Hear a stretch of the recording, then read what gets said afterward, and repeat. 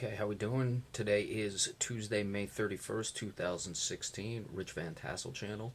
We are giving you NBA Finals previews. Now, by previews, I'm going to look at different storylines, different matchups, different players to watch. We'll be giving you those over the next couple days. I will give the series prediction most likely Thursday. I may do it a little earlier, but that would certainly be one of the last things to come. Today, I'm looking at the biggest storylines of this series. And obviously, we have to start with the Golden State Warriors, who won 73 during the regular season, and how important that is to cash it in with a championship. You know, the 73 wins, beating the Bulls 95, 96, 72 win pace means nothing if the Warriors can't cash it in with a championship. So it's something that has to be looked for. And while there's a lot of talk about the other storylines, which we'll get into, I would have to deem that to be most important.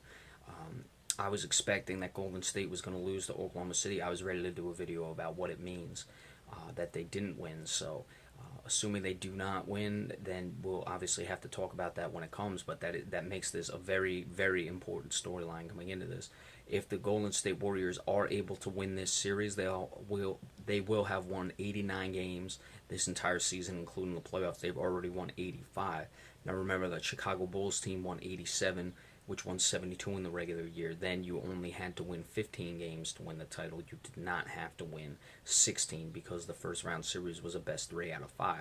So should the Warriors be able to cash this in, they will have won 89 games this season. And last year they won 83, which will give them 172 wins over the past 2 seasons. That Bulls team, that second three-peat of the Bulls team, starting with the 72 championship, or the 72 win championship in 95-96, won 248 games over those 3 seasons. They won 69 with the championship the next year, then 62 with the championship the last year of that three-peat. Now again, you only won 15 of those games, or 15 playoff games to win the championship. So if you want to push it to 251, in parentheses with an asterisk, however you want to do it, then Golden State could still certainly eclipse that record with a quality season next year. First things first, they got to win this series, but I'm very much looking forward to see if the Golden State Warriors can break that win total of at least 248 and possibly 251. And it would start with a championship. Now, they may even still get to it if they win just 2 games or take this series to 7. They'll have either equaled it with a 6-game series if they're on the losing end with 87 wins, because they've already won 85, and they will eclipse it in a 7-game series that they lose with 88 wins. So certainly they could still even do it with a championship next year after losing the championship this season. But it just wouldn't be the same because the Chicago Bulls went through a three-peat. So that is one of the biggest storylines, or the biggest in my opinion, with this series. The other one for the Cleveland Cavaliers, there are really 2 at the top. There's obviously the Cleveland sports drought. We'll just start with that one. It's a little quicker because it is what it is. It's just a championship drought. What has it been since 1959 or 1961? However many years it's been so long. We'll actually see if we can bring that up. But it's been obviously a while since any Cleveland team, not just the Cavaliers, who have never won a championship, has come through for a championship victory. Could it even have been the 1948 Cleveland Indians? We'll check it right now. Of course, you had a lot of disappointments with Cleveland. You've had the Browns in the 80s. 1964, okay, when the Browns won the National Football League championship. It wasn't even, or it was the NFL, but remember, you didn't play the Super Bowls back then. But of course, going back to the 80s, you had the Ernest Biner fumble, you had the drive by John Elway, you had all those things. In 1997, Jose Mesa blowing the save against the Florida Marlins in Game 7.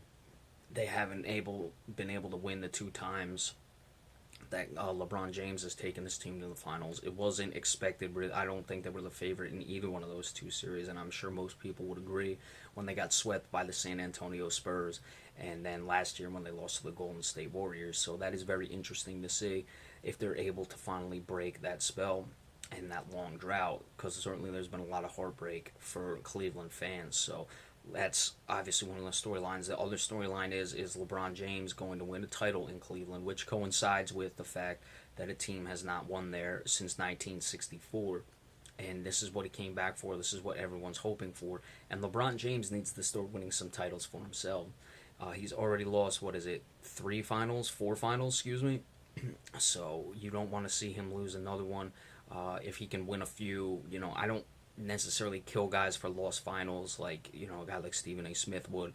He uses that to, somehow denigrate Kareem Abdul-Jabbar from being the greatest basketball player as opposed to Michael Jordan. I think getting to the finals is an accomplishment. You shouldn't be punished more for losing in the finals than you are for losing in any other round.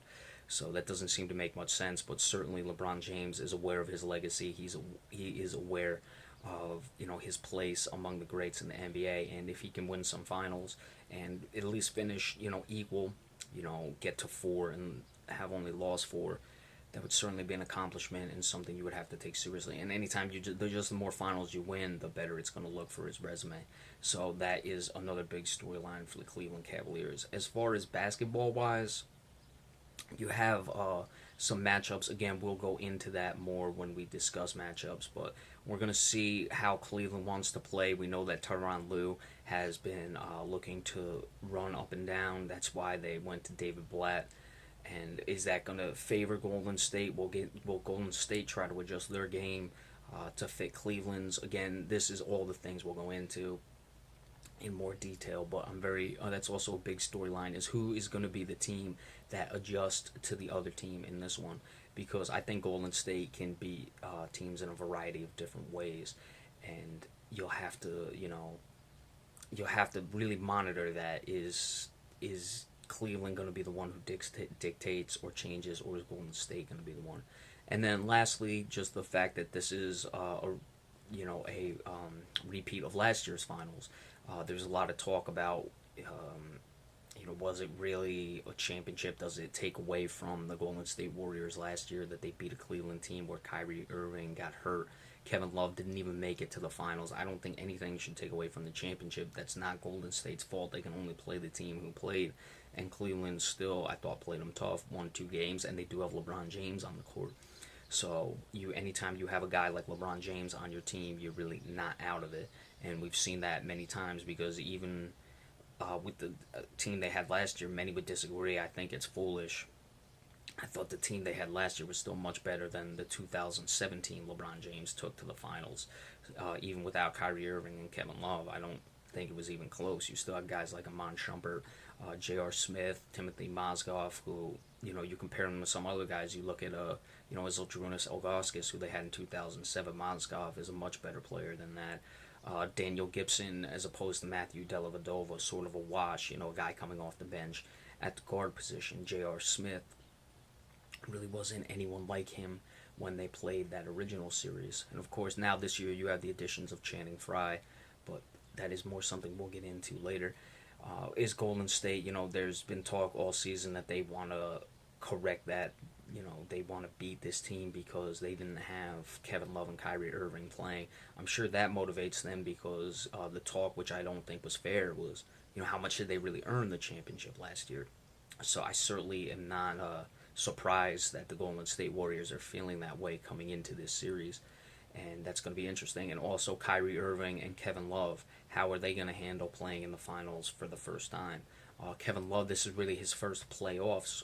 He played only those few games against the Celtics before he got hurt. Kyrie Irving played well last year, but it's both really their first finals because Kyrie got hurt early in that series. So that Kyrie got a little taste. Kevin Love has never really had it.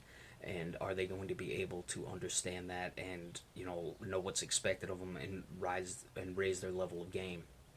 Because they're going to need that. And when we talk about matchups, we will go more into that, because I think Kyrie Irving is going to be very critical in this series. That's a matchup too, Kyrie Irving against Steph Curry. Again, we will elaborate on that when the time comes. So those are the biggest storylines for this final series. Again, Golden State Warriors, can they cash it in? Will the 73 wins?